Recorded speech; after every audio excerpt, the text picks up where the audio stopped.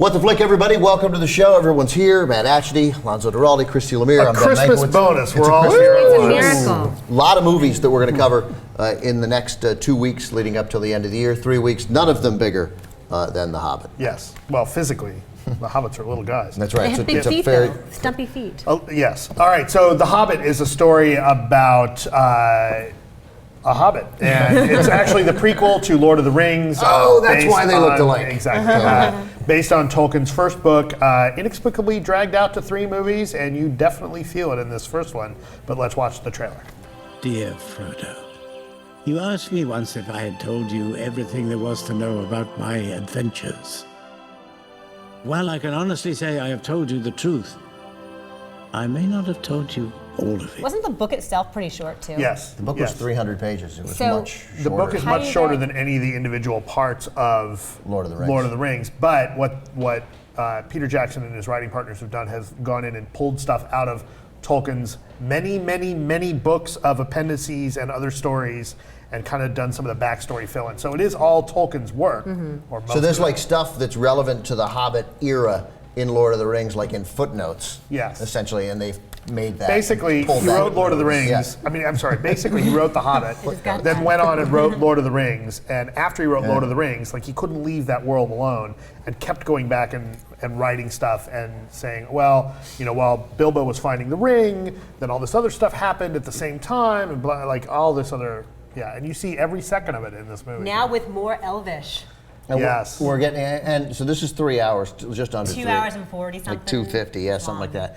And the others that are coming are going to Probably be the be same. longer. And I think one of the main things about this movie is that it really doesn't end. I mean, there are many. It feels like it I mean, doesn't it's 2 end. hours and 50 minutes, and you get no resolution, deliberately so. But I get that these movies are set up to tell that this is a trilogy. We're going to get the arc in this, but usually, you know, even when you're set up for a sequel, you finish some part of the story. Well, but here, I mean, this is a journey, and this movie ends, and then there's a lot more of the journey. And I got to tell you, like, there's a lot of reviews that on our site, you know, the score is only at about 72% right now, 74. It's not quite crossed 75. A lot of critics are saying that it does feel long, it does feel meandering, it feels like it's incomplete because it's part of this whole trilogy. And so there's been a lot of users and a lot of fans that have complained, like, well, you can't just judge it on its own. Yeah, you fucking can. 'Cause it has to Yes, be you on its can. own, right. Otherwise, make it part of a TV show. Like, really, maybe this story would have been better served as to do it as like a TV show for a couple of seasons and drag it out that way if you're going to pad all of this extra stuff in that Jackson has done. I mean, I'm a little cynical. I think that they should have cut this down to 2 movies. Going into 3 Or movies for one. this is... Why does or it have one. more than one? Is it I- just to I'll make buy more that money they because go into- people will go back and see it 3 times? I'll buy that they turn it into a couple movies. I mean, in the book, Bilbo's gone for most of a year. You know, Bilbo goes on this journey reluctantly. He doesn't really want to go. He kind of gets dragged into it, kind of gets, you know, guilted into it almost by Gandalf and the dwarves. And it's, you know, it's this quest to go and, defeat this dragon and get the dwarves their homeland back. And along the way, Bilbo finds this little ring that becomes very important in later movies. But you get so much extra stuff that never was in the book. And I guess from a fan perspective, it's okay. But as far as a narrative story, as far as, you know, a tight movie, like, it doesn't work. Yeah, I don't give a shit what's in the book or not, because I think I read it. I don't remember. I don't think I ever read it. It has no impact on me. But, like, and I get that that's the kind of thing that, I mean, that's a healthy argument that fans are supposed to have. How much of the book do you put into the movie? And is it, you know, when you do an adaptation, how true do you have to stay? And that's all interesting in various ways. But here, like you said, it's all there, but as a movie, it just doesn't end. But I knew I didn't like it because, well, one, we got to get into how it looked, but because when it ended, and it ends really when it doesn't seem like it's going to end, except for the fact that you've been sitting in that same seat for 3 hours and 15 minutes. But I said when it ended, oh, fantastic. Like it was just this wonderful weight had been lifted and I got to go home. But part of why it feels so long is because we are not immersed the way we should be because of the fucking 48 frames per second. Well, and the Let's other talk thing, about well, that. before we talk about that, Totally. the problem with the story is, in my mind, is that you go on these tangents that are really not related to the quest at all, right? I mean, it's the quest of these guys going across the country to, you know, across this world to defeat this dragon. And as they're going, like you stop and you blow 10 minutes with this other wizard character because some shit's happening in this forest. The brown somewhere. wizard? Right, Radagast the Brown.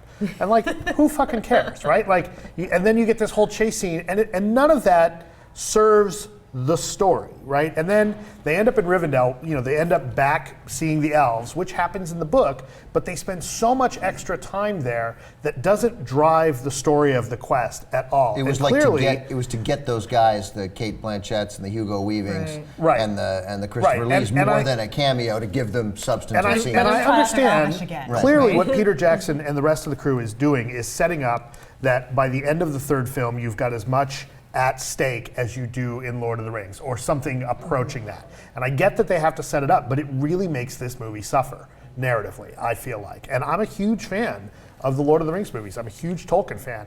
And on a certain level, I'd love to see extra stuff in there, but it just takes away from the movie. It really I felt like brings my- it to a grinding halt. I felt like my mother. I felt like it was like, oh, it's just one thing after another. Well, it's a video game structure. Right, Like totally. now come the orcs, and now come the dwarves, and now come the orcs and the goblins, and now come the orcs again in the same way. And Now, I will say there are some good things that they do. I think they Yes. hit some good marks. I think by the end, that showdown that they have, I don't want to ruin anything, but there's kind of a showdown between orcs and dwarves that happens at the end that you see Bilbo as a character kind of step up to the plate. And I liked that. I thought that really worked. I thought that was good. But there's so many just tangents that the movie goes on It's like so their throughout eighth- the It's film. like their 8th meeting. It was enough with the orcs. Let's do numbers. A 4.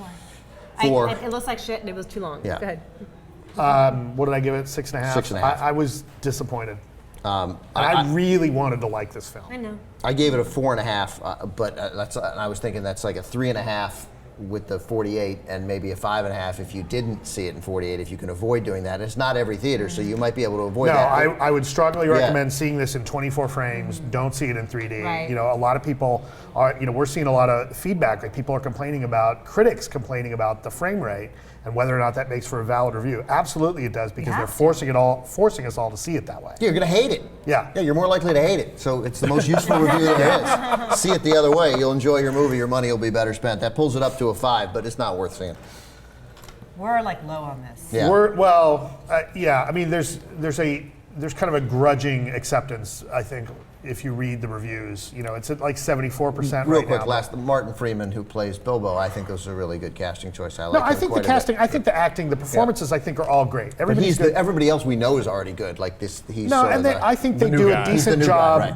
You don't get distinct personalities for every dwarf. There's 13 of them, but they do a good job of calling out at least 5 or 6 of them that you get a sense of. And I thought that was decently done. Yeah, but he was good, I thought. Martin Freeman's good. He's a good actor. All right, so there you go. You got a lot of information on The Hobbit.